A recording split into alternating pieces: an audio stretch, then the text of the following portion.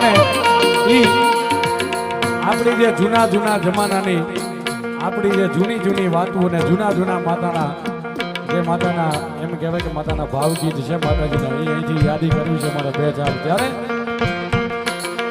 આ ગણત લાવડી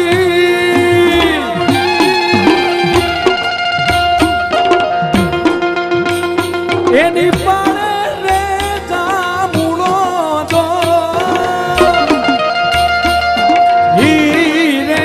જામુડે વાયુ મારી ખોડિયાર ના રે ઉતારા જો